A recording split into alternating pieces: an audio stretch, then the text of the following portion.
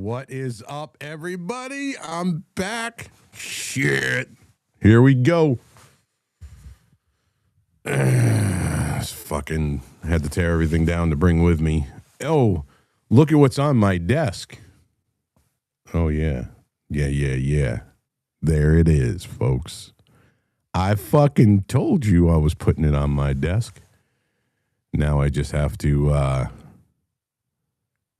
break off a couple of pieces, send them to my boy Barry, because Barry deserves it. And then we're going to encase this motherfucker in epoxy and LED lights. And so I think what I'm going to do is, to all of the people involved, every month we're going to send it to one another. We'll just mail it off. It'll be in the studio in Miami probably next month. And then we'll see how it goes. But I think that's what we're going to do. I'm going to build a nice little wood base for it. Get a little, gold trophy placard engraved. They are so fucking butthurt. My God, you guys should see the comments on my X page about this thing. Oh my God. So that leads me into DC. So we get there first thing in the morning, and I'm ready to die because I'm so fucking tired. And we met up with a bunch of J6ers at a place in Virginia. Yeah, Virginia. I don't know. It was like 20 minutes from the hotel.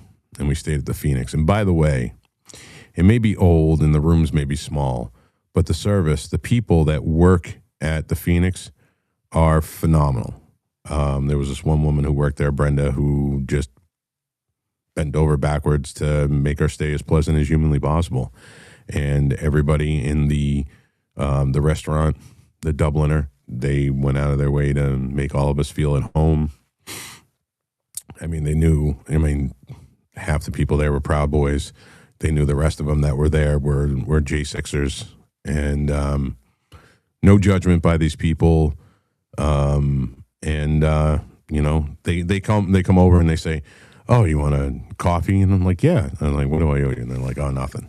So we had a very, very, very pleasant experience with the staff and the people at the hotel, the Phoenix. It was great. And so we then, on January 6th, we went to a press briefing with Ben Bergquam. And during the briefing, the Fupasaurus Rex that owned, past tense, owned this. This is fucking hilarious. The fact that this thing is sitting on my desk is fucking epic as shit. The Fupasaurus Rex that owned this thing comes walking in to where she wasn't invited. First of all, this was not a First Amendment thing. This was, we had an area that was designated for us to have a press briefing with Real America's Voice, and the press briefing was going fine. We were having people talk about their experiences during J6 and how, some of them aren't pardoned, and how some of the people that were involved with the sham trial and convictions of everybody involved, that they still have jobs and they haven't been fired and nobody's been. So, that was the way so this, Humpty Dumpty, she comes waddling in.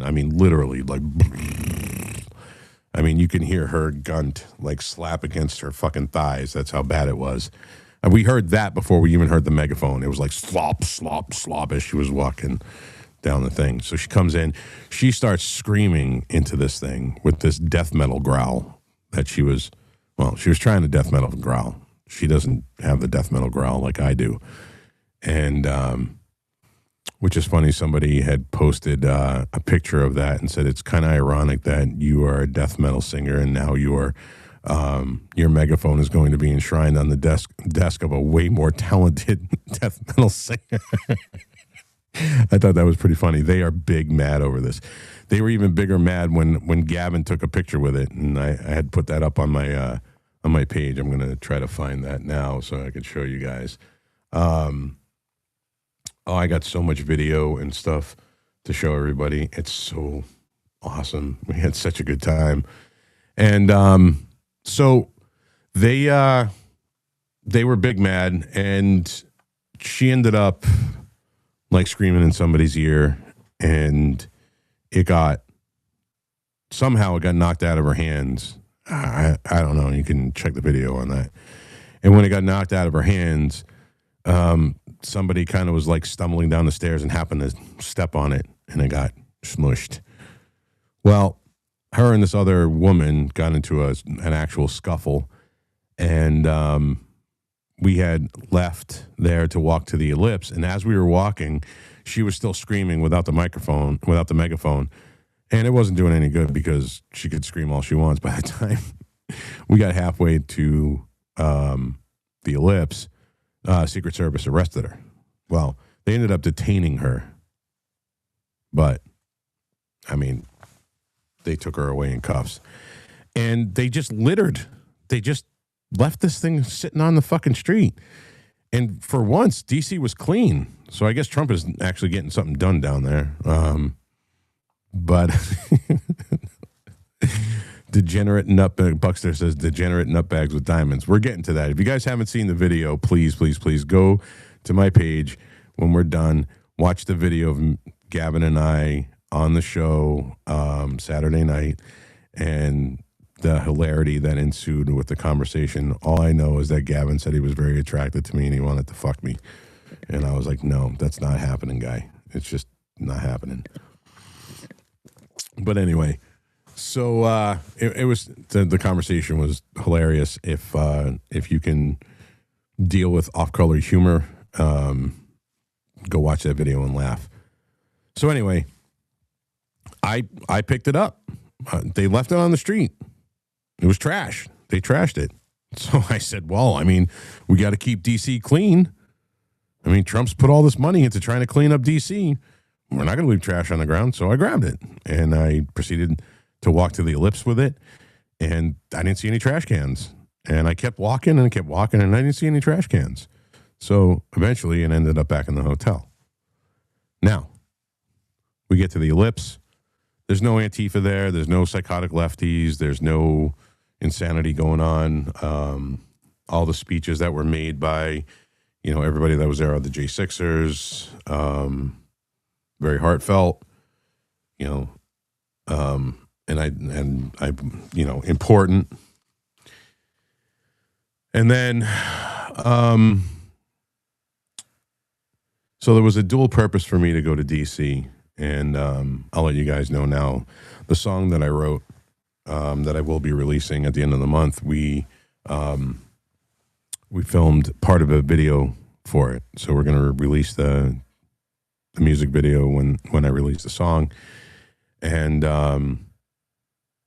some of the video footage we got was great. I mean, at the very end of the day, we had probably about 40 or 50 J6ers and people of, I would say, note, join and sing the chorus, and some of that's going to make the video. And I want to thank everybody that helped me with that. So once we were done packing up, we ran down to the Capitol. They were not allowing us into the Capitol. There was just too many people there. They said, no fucking way. And then, but as I'm walking to the Capitol, there was, that's where the protesters decided they wanted to pitch a tent. And they started screaming the most vulgar shit imaginable. I think I said this on Saturday. Hold on, hold on 1 second. I'm trying to screen share this. Gosh darn it, I need a producer. All right, share screen with with audio, share. So this is me walking into the crowd, and I'm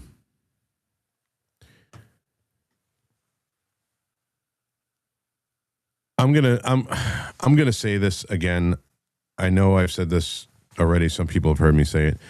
You have to be completely and utterly broken as a human being to revel in somebody's death. Period. Doesn't matter what side of the fucking fence they're on. It doesn't matter what part of the political spectrum they're on. Just reveling in a human being's death. You know, this woman that got shot by ICE. I'm not like, ooh-hoo, one dead fucking liberal, yoo-hoo. You'll never hear me say that. It was a fucking tragedy. She faffoed. There's no doubt about it. And if you're going to use your car as a fucking, 2,000-pound fucking missile to run somebody over, to me, I don't see an ICE agent.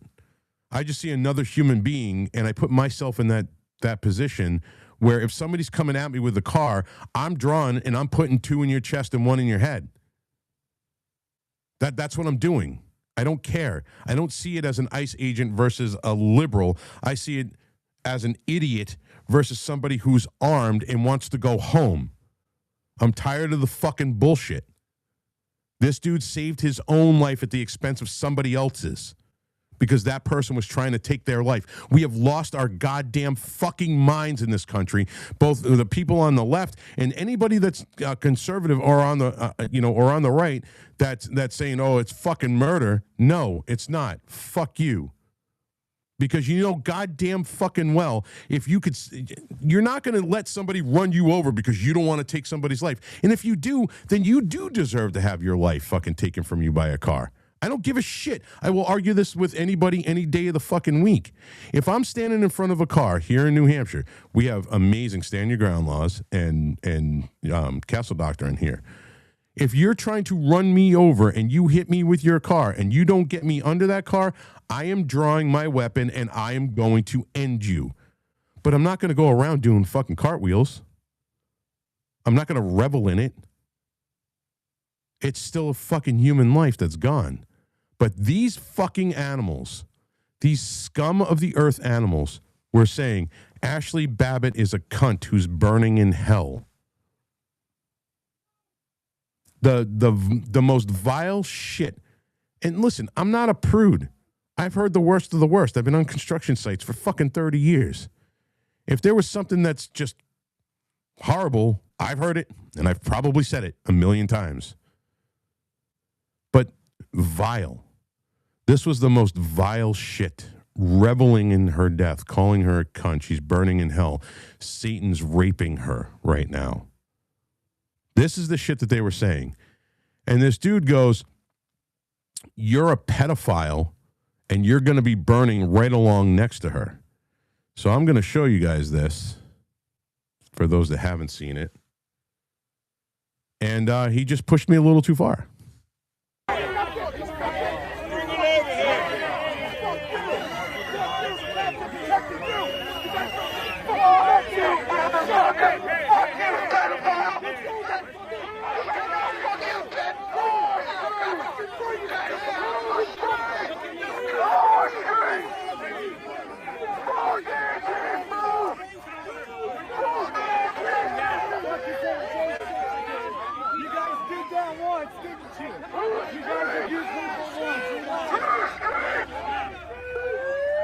All right, so as you guys can see, this sergeant that's on the screen right now, I know if you're in the space and you're not watching it live, this sergeant is somebody that's actually kind of near and dear to me.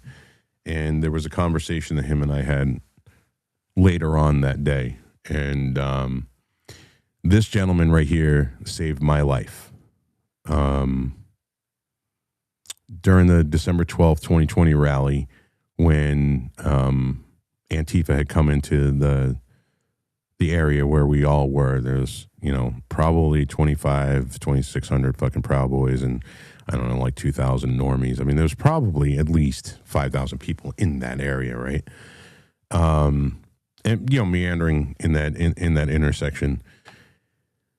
And somebody came in from BLM Plaza and decided he wanted to stab 2 people. One of those people was a guy named Jeremy. And I went, as soon as I saw him stab Jeremy, I went over to try to pull him off. The 3 of us started rolling down the road.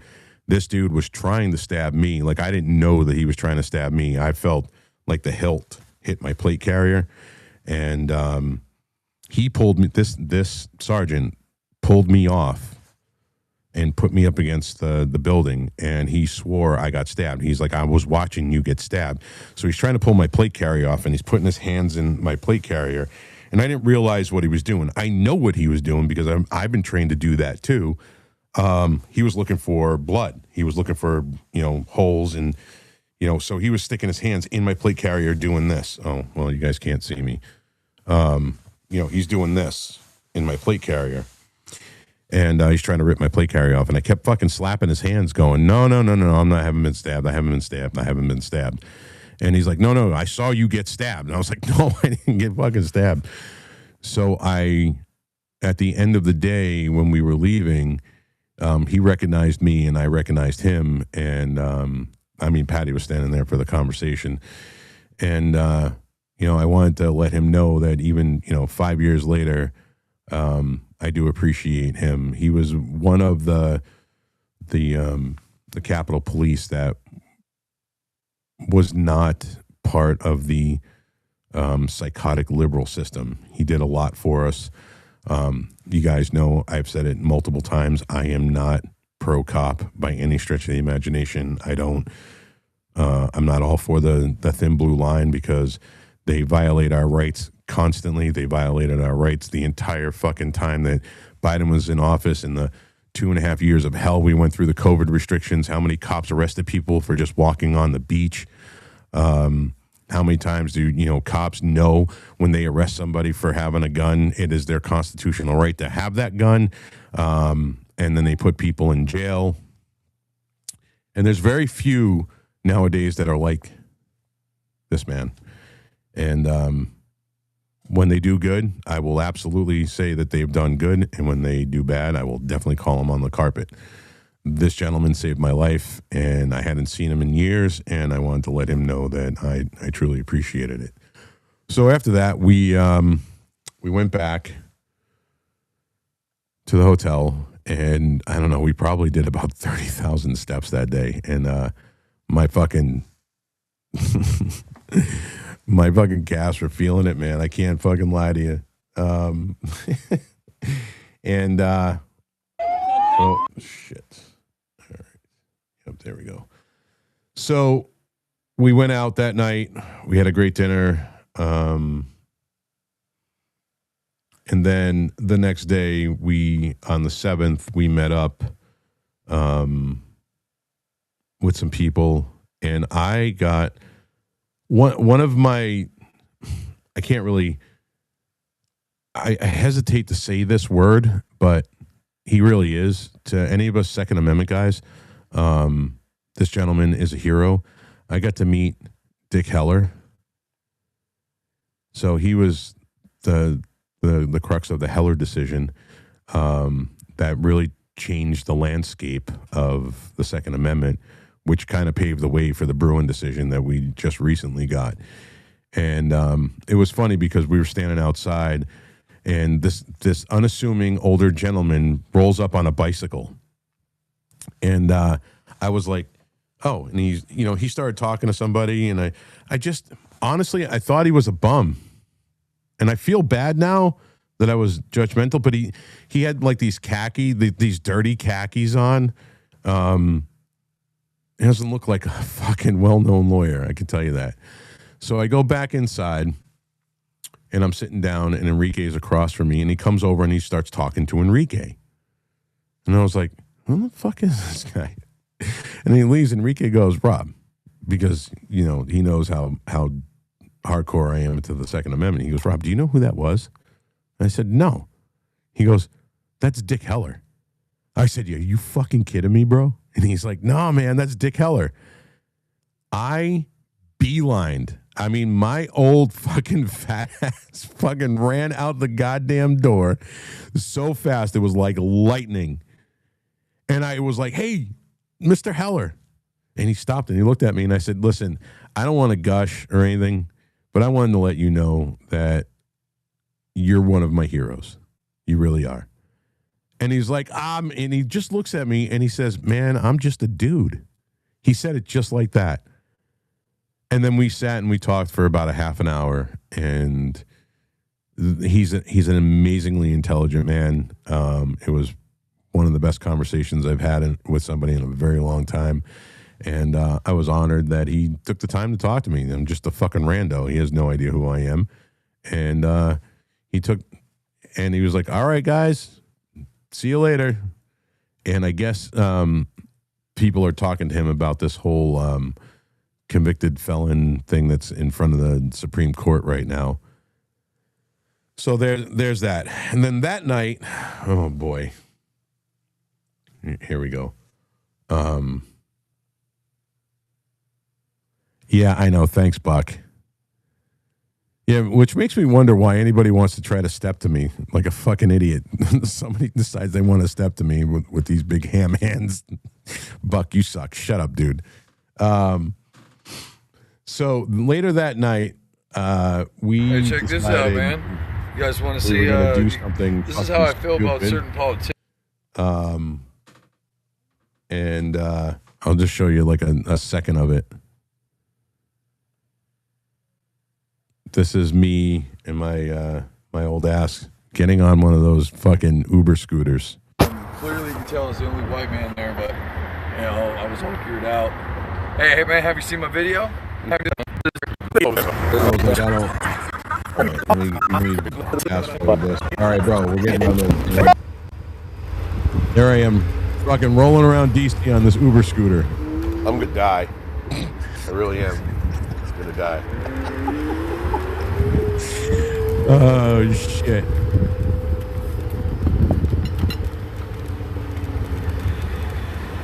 You know, honestly, I didn't think this thing was gonna move me.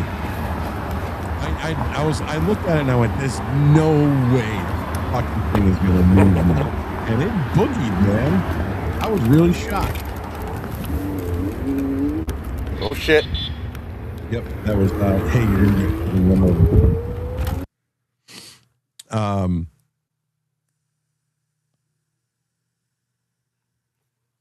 Hold on a second.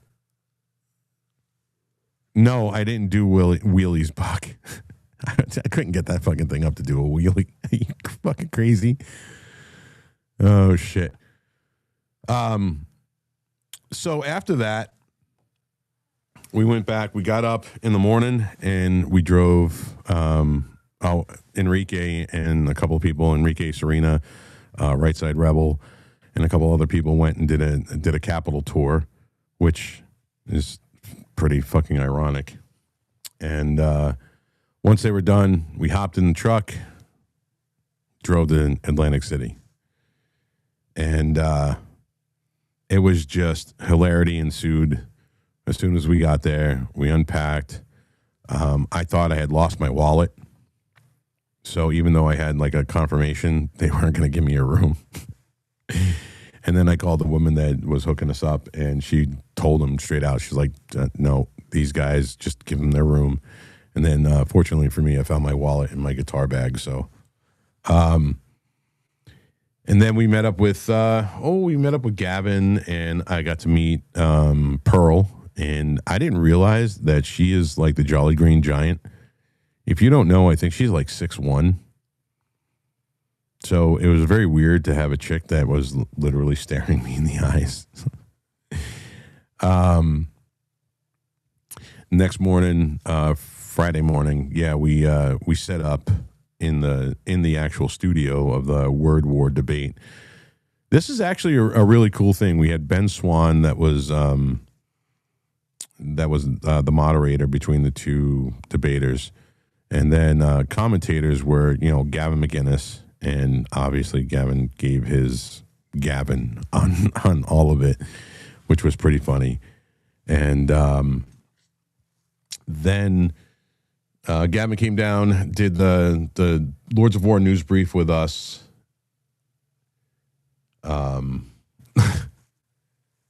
Which was funny in and of itself, which I'm going to be clipping a bunch of that shit. And then the next day, Saturday, we got there early, we set up, and it was time for debate. And the first debate went to the conservative, which was, I think it was one of Destiny's guys. Oh, that was funny. You know what? I'm sorry. The night before, that Friday night, I was restreaming. Enrique was doing an interview or a debate with Destiny. If you guys don't know who Destiny is, oh boy, I am going to bring up the picture. I'm going to bring up the picture. And that way you can laugh. I don't want to verify it's me. I just want you to let me in my shit. Hang on. Oh, there it is. Oh, this is so funny. This is fucking hilarious.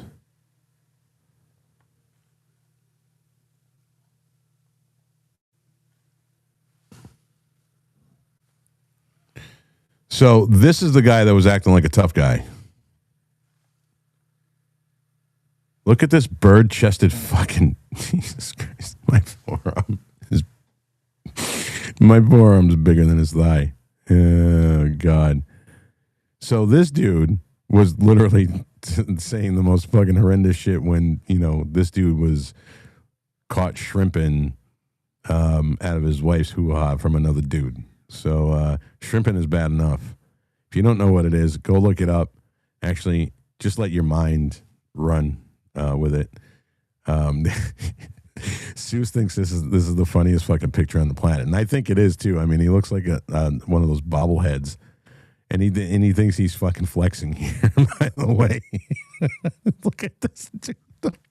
I can't not laugh. What the fuck? I can't. Oh man, dude. Yeah, all right. I'm getting them off the screen. I just. Yeah, no, I don't think so, dude. I don't think so. I definitely don't fucking shrimp. Yeah, and I could never be a fucking cuck watching some other dude fucking bang out my old lady. That's just not. No. Yeah.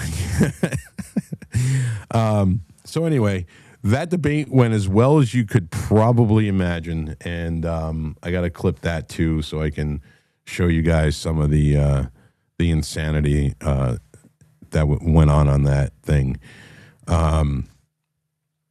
So the next day we did the debate, and I got to say that Pearl got her ass handed to her. I didn't want it to happen, but she just sat there. There was times where there was just the most awkward silence because Anna said something that would be easy for me.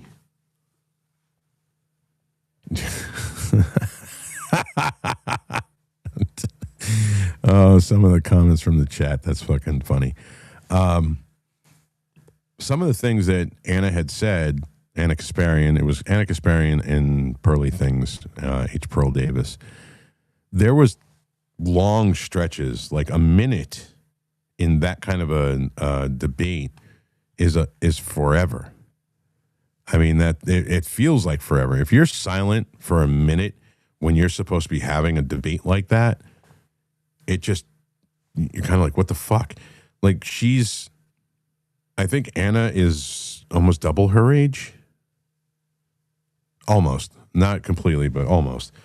But she's got 20 years of doing this.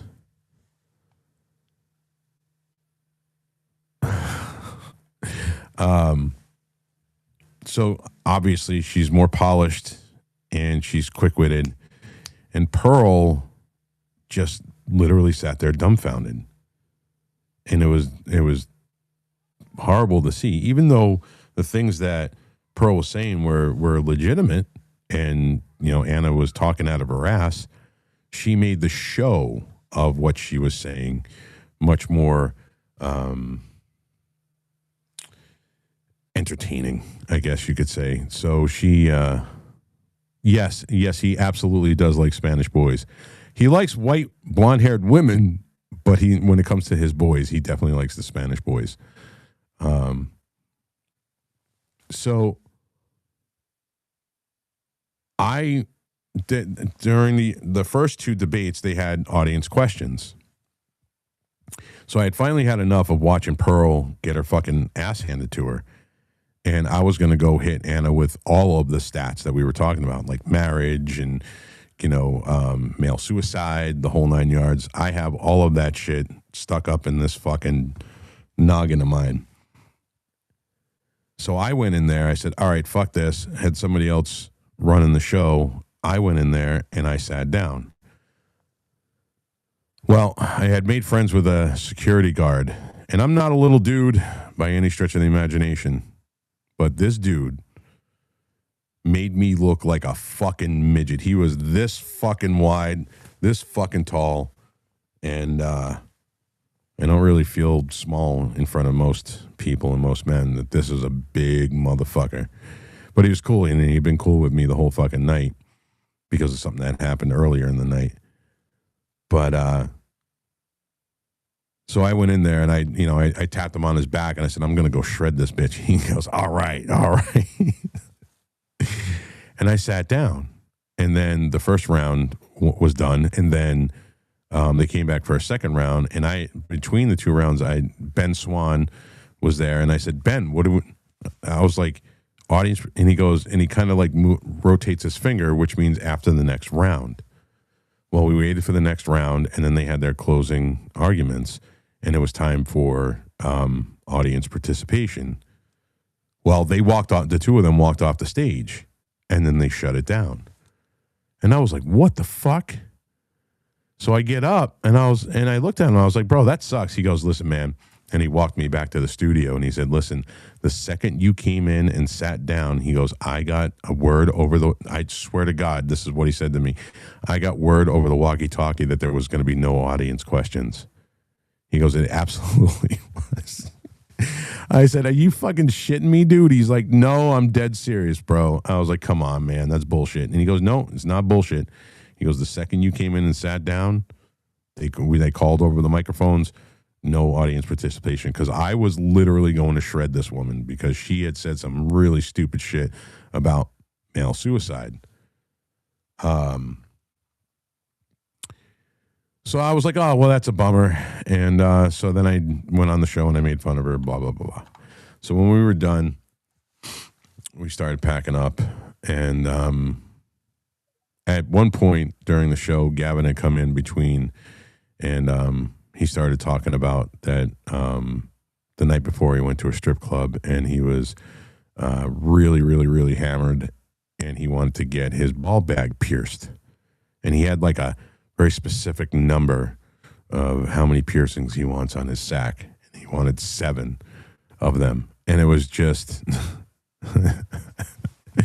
Listen, guys, if you haven't seen the video, go to my page. It's like it's literally the first thing.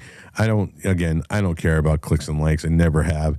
I just want you guys to laugh, because that 3 minutes and 45 seconds was some of the funniest fucking shit I have ever had the pleasure or displeasure of being a part of. It was hilarious. And then we packed up. 4 o'clock in the morning rolls around, and we were just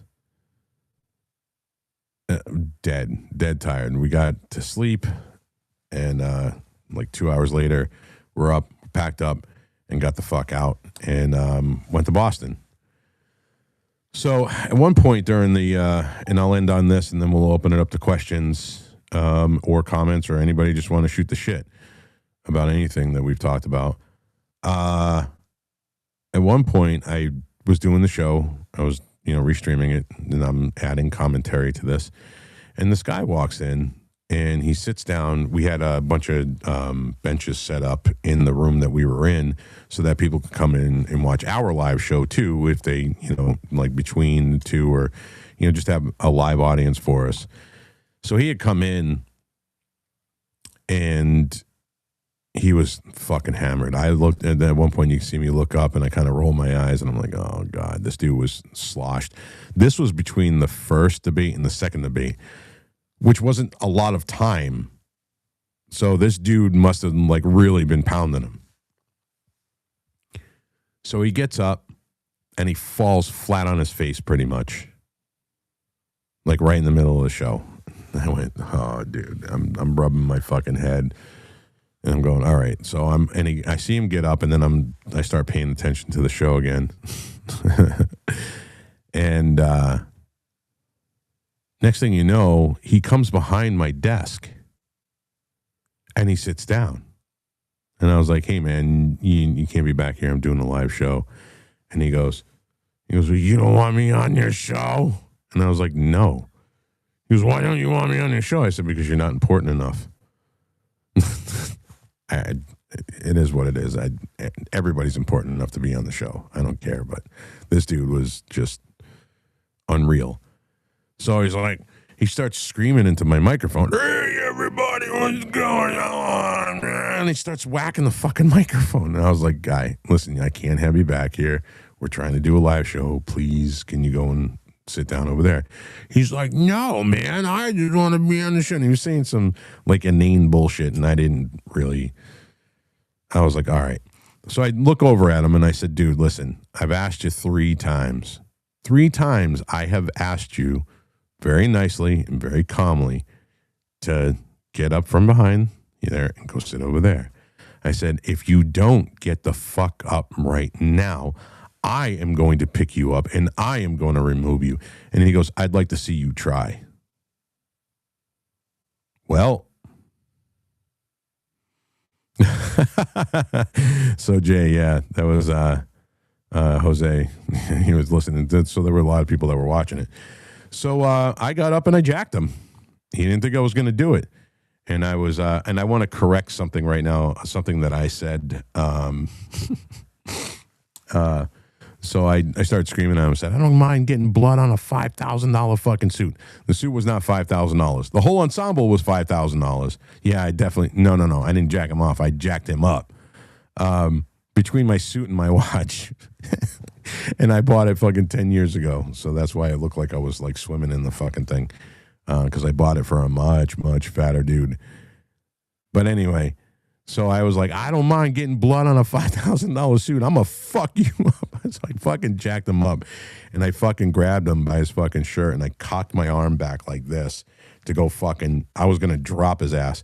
And the security guard I was telling you guys about before came in and grabbed my arm. And I went like this, and it just, my arm didn't move. And that very rarely happens. And I looked behind me and I saw this big, huge dude. And I was like, oh, fuck. And then another dude comes in and he goes, nah, you're not going to fucking punch him. I said, you ain't telling me shit, motherfucker. And he goes, I am telling you shit. This is my house. And he turned around and he had like the, it's the ACX1 Studios. It was where we were in Atlantic City, and he had the sweatshirt on. I was like, oh, all right, man, it's your house. I was like, will you get this motherfucker out of here, please? And he goes, yeah, no problem. And then the black guy that I was telling you about, the security guard, he comes back and he goes, man, I really wanted to see you knock the shit out of that motherfucker. I was like, why just stop me? He goes, because I gotta, bro. I gotta. But anyway, so that was the excitement of the night. And then we had the VIP that night, which was a complete and utter shit show. There were some really cool people there. And I don't know what this honestly says about me, but I can't break bread with the enemy. I just can't do it. There's no, like this chick, Patricia Eugenio, the one who owned this thing before she decided she was going to litter in D.C. How dare you? I thought you liberals were all about clean environments, the Green New Deal. You guys want to clean up litter, and you fucking were littering in D.C. You left this shit on the ground. I have to clean up after you, and you want to come after me and everybody else? over this fucking thing, I should come after you and give you a bill for fucking cleaning services, dumbass. So anyway, the woman that, anyway, sorry, I got up on a rant. But I can't, like, I'm not breaking bread with this chick. There's no common ground with the left, period. I will never, ever, ever, ever find common ground with psychotic leftists like this. And then, some of you say, well, you have a good relationship with Patty. Well, if you actually listen to Patty when he's not trying to, Patty's way more libertarian than he is a leftist. And I do give him a lot of credit for some of the things that he says. I mean, and him and I have had a good relationship. He thought that he could try to fucking dick check me at one point, and then he learned real quick that I'm not the guy who fucking talk like that. And we've ironed out our shit, and we see eye to eye on a lot of things. That doesn't make me a fucking liberal because he's, vehemently opposed to transing children. Him and I can find common ground on that. The bitch that owns this thing, or owned this thing before she littered in D.C., is somebody that wants to trans children. Like, that's an enemy of mine. Like, you are a sworn fucking enemy. If you are praising Allah, you are a sworn enemy of mine. If you go and kiss the wall, you are an enemy of mine. If you are not America only, period, America only, you are an enemy. And I'm not breaking bread with you. And the fact that there was so many conservatives that were breaking bread with the Young Turks. And I'm like, I'm not hanging with these motherfuckers. I walked through the crowd to go up to the bar to grab a fucking water.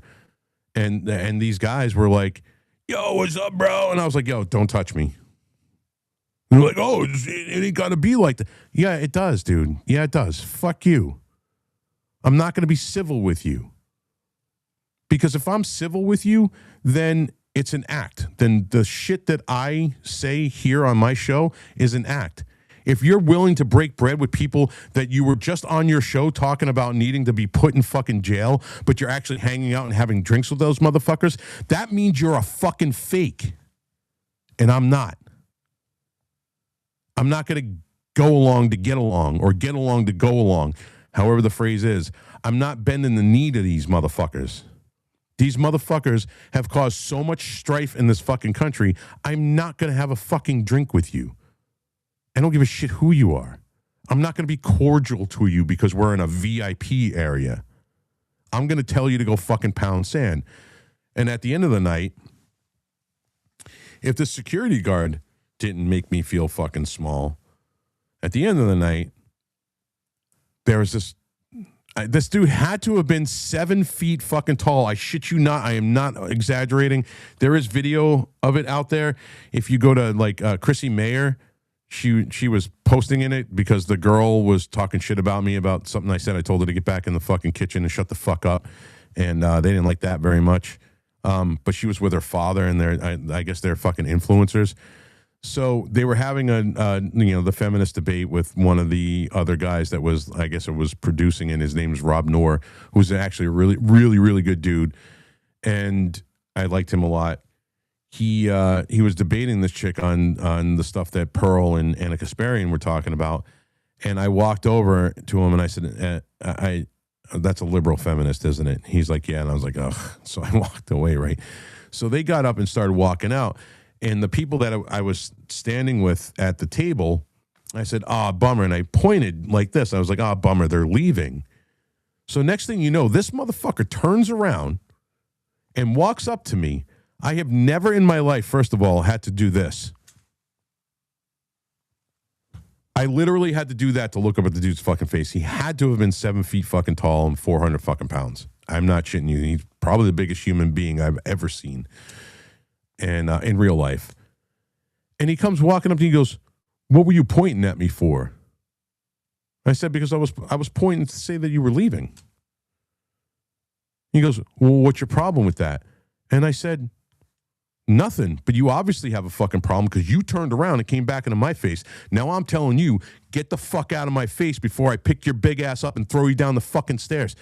And he looked at me, he goes, oh, it's going to be like that? Well, you're going to catch a charge. That's the second time in D.C. that I heard a quote-unquote man say, oh, I'm going to call the cops on you. What the fuck is going on in this world? You're going to step to a motherfucker, first of all, you're going to get dropped. But then when you step to a motherfucker, because you're not used to motherfuckers like me getting back in your motherfucking face, your fucking default is, I'm going to call the cops on you. So I just was me, and I said, get the fuck out of my face, you fucking beta faggot. And he's like, oh, blah, blah, blah, blah, blah, blah, blah, blah. And she's filming me the whole time, so I'm sure it's fucking viral and out there. I hope you guys find it, and I hope you fucking laugh. I'm sure it's been edited to hell, which is great. But I told this dude straight the fuck out. I was like, dude, I'm going to bounce you. Get the fuck out of my face. I said, I'm standing here. You turned around and got in my face. I don't give a shit. I'm going to fuck you up if you don't get the fucking stepping. And I was like, motherfuck, dude. It's like that whole night, it was, I don't know. I'm tired of dudes acting like fucking, like badasses and running their fucking mouths. And then the second you fucking dick check them, they go, I'm going to call the cops. I got no respect for that. Nothing. You instantly lose your man card if you're a cop caller.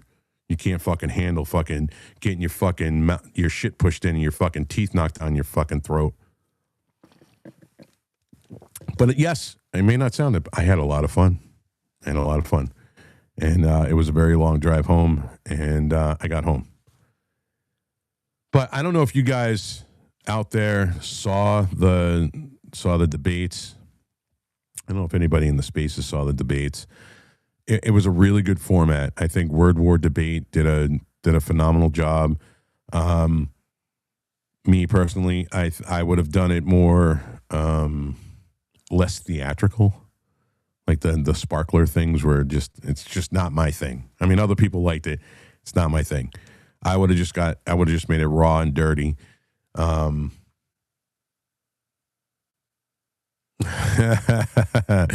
So Patricia Eugenio is actually commenting on the fact that somebody had said that they were wondering if Gavin had taken this megaphone and shoved it up his ass, and she just said, please don't give them any ideas. You can trust me that it's not going up anybody's ass. It's certainly not mine. But it would be funny if Gavin wiped his ass with it. So other than the sparkler things and make it look like this, big Hollywood production, I think they went above and beyond for this being their first ever debate like this, and what they're going to do with it and where they plan on going with it is phenomenal. I can't wait to see the next guests. I can't wait to come down. Reno says challenge accepted. I can't wait to go back down for the next one. I have thrown my hat in the ring to get up on the debate stage and debate a liberal on the Second Amendment. That's what I want. That's the topic that I want to talk about. I can't wait to do that. I think there's going to be a vote. It's going to be one of those polls. And once it does, I hope you guys vote for me to get up there and debate a psychotic liberal on the Second Amendment, because they don't hold a candle to me. There's not a liberal on this planet that knows more about the Second Amendment than I do. And it'll be good to fucking shred them. But I do urge you to, if you go and watch any debate, if you're interested in debating, the way not to debate is what Pearl did.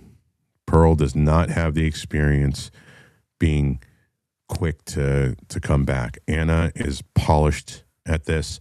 She's been doing it for 20 years. She could come back like this, even though the shit that was coming out of her mouth was garbage. It just stumped Pearl, and I was hoping for so much more from Pearl. What Pearl was saying was 100% factual, as opposed to Anna. Anna and her feminist fucking bullshit. But Pearl unfortunately got fucking hammered because she just couldn't respond in time. And it was a shame, because she really had some salient info on what here's a perfect example, and then I'm going to open it up to the space, and anybody that's in the space that wants to come up, please raise your hand, request up. Winona will bring you up. She said that it was like Pearl had said that there was more men kill themselves than women commit suicide. And Pearl didn't have the actual stats, and I have those stats. In 2024, because the 2025 stats haven't come out yet, so I don't know where it's at. In 2024, it's like 9,869 or whatever, and then, so I'll say 10,000. I'll just round up to 10,000 and make it easy. So 10,000 women committed suicide. 50,000 men committed suicide. Of those men that killed themselves, that they are verifiable, 71% of those men were divorced. Men lose everything in the divorce. It's very, very, very rare when a man comes out. Even they always get fucking screwed. They get screwed for child support. So there was like 10% of those 50,000 were vets. So it's 22 a day. Reno, you know this as well as I do. So it was like, I think it was like 10,000 that give or take were vets. That's also a staggering stat that almost, actually, hold on, let me look. I actually had it here because I wanted the number on it. So of what was left of the 71%, it was like 22%. Let me see. 22% of those were vets. But they also, reading this whole article and all of the stats, it was some of the divorce guys were vets too. So they kind of mixed everything in. But so, and Anna like flat out said that this doesn't, like, men don't kill themselves as, way more than, or noticeably more than fucking than women do, which is fucking bullshit. It's 5 times as much. Is that 500% more than women do?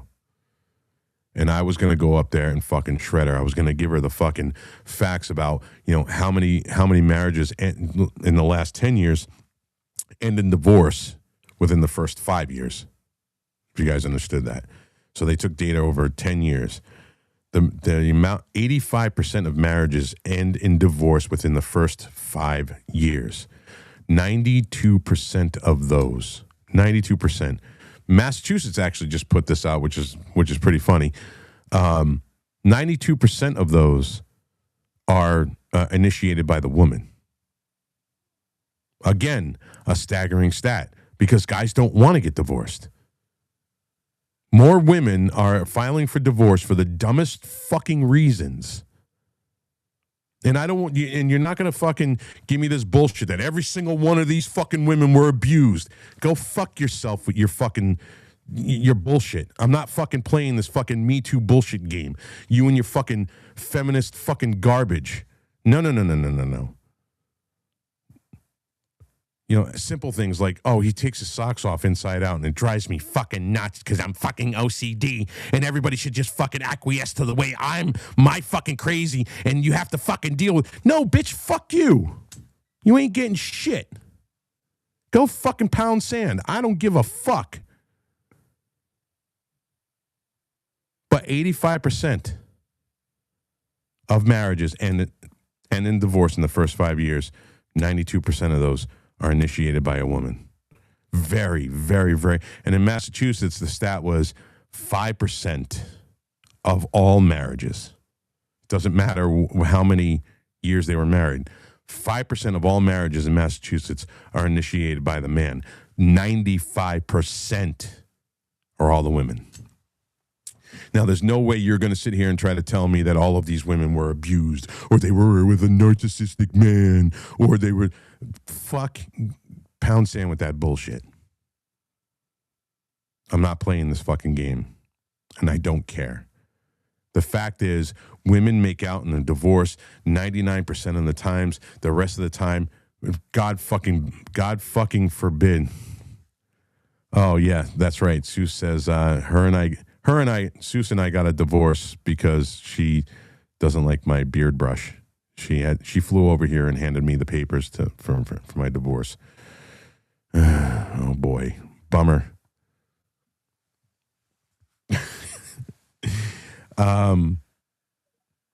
So anyway, and Anna wasn't coming out with these, and she was just making light. She was literally making light of how many guys commit suicide because these women have left them broken. And this was what Pearl was trying to get across. And she kept trying, and Anna was just more dominant than she was. And, you know, every time Pearl tried to, you know, bring a stat, that Anna would just like talk over her. And then Pearl would kind of just like mouse out. She'd just like kind of, you know, crunch down and silence. So the realness of what Pearl was saying was lost on everybody, man. Like these are legitimate things that are a problem in this country. I mean, men are killing themselves 5 times more than women because of women. And it's the truth. These women take them for everything. Leave them fucking destitute to start over while they're living their life on this guy's fucking money. And it's bullshit. And everybody wonders why I've never gotten married. Because I know that I'm the type of guy that would get divorced. Because I am fucking stubborn. I do what the fuck I want to do. I know goddamn well I am not somebody designed to be fucking married. I know this. I don't shy away from it. I don't deny it, and I don't feel bad about it. Because I'm not going to bend the knee to a woman. Just not going to do it. I am not going to allow you to fucking take my dick off and put it in the fucking medicine cabinet when I go out. I'm just not doing it. You're not going to fucking complain and whine and complain to me that I'm out on my motorcycle. I have designed my life. Yes, that may be selfish, whatever. I'm willing to share it, but I'm not willing to compromise who I am. I say the things that I say. I am very non sequitur in the things that I say. But are you going to feel safe with me? Absolutely. Am I going to make you feel like a fucking princess or a queen? I absolutely will. Am I going to do the things that need to get done in the bedroom? Fucking A right I am. But when it comes to anything else, no, you don't get to run my life. This whole happy wife, happy life bullshit, no fucking way. That just means I have to give up who the fuck I am if what I am is not 100% what she wants. So I have... Do you notice how many guys just fucking sit silently in their house because they're fucking broken? And they just go, just because they don't want to hear the fucking hen pecking constantly. Yeah, I will. I can, absolutely. So, yes, that's the thing. There, two things can be correct at the same time, man. Two things can be true at the same time. I'm like, yeah, do I open doors for the women that I'm with? Absolutely. Do I get up when we're at a restaurant, pull the chair out for them when they go to the bathroom? When they come back, do I stand up? Yeah, I do believe in chivalry. You can be chivalrous and still be a man and say, hey, listen, woman, I'm not changing who the fuck I am. You love this, and this, but you don't like this, and this. I have to fucking change? No. Eat it. So these are the things that Pearl was trying to bring across. That guys today would rather be single and be card-carrying members of the 4F Club because we're tired of the... Why didn't you text me right away? Like I texted you and it's been 5 fucking minutes and you haven't texted me back. Like, bitch, shut the fuck up and you can wait. Like, what? Are you seriously getting pissed at me because I didn't fucking text you back right away? Fuck you. I don't want to text anyway. This is the kind of shit that I'm talking about. With the right woman, the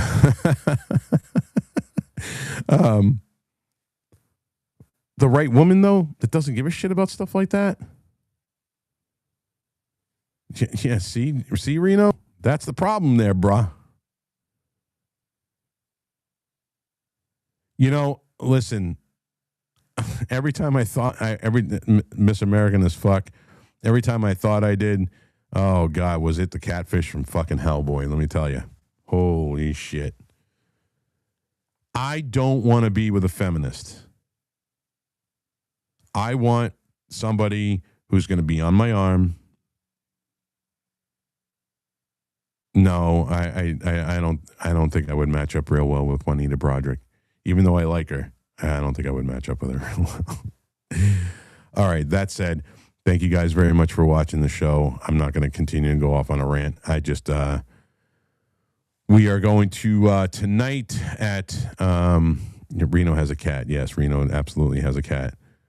Mostly they break shit. Yeah. Tonight on the show, I'm gonna end the live, but I'm gonna stay in the space, guys. Tonight, I think at 9:00, we are going to be doing the war stream. If you want to just come in and watch something and laugh, it'll be me, Reno, and Buckster. 3 fucking old fucks trying to play Arc Raiders and getting our asses handed to us. I think it'll be pretty funny. So please, tune in to watch that. Make all the funny comments on how bad we suck, because we do. We suck real bad at it. And these sweaty fucking the Reno screaming at me, dude, shoot the fucking thing, rah. All right, that said, you guys have a great night, and I'll see you on Friday.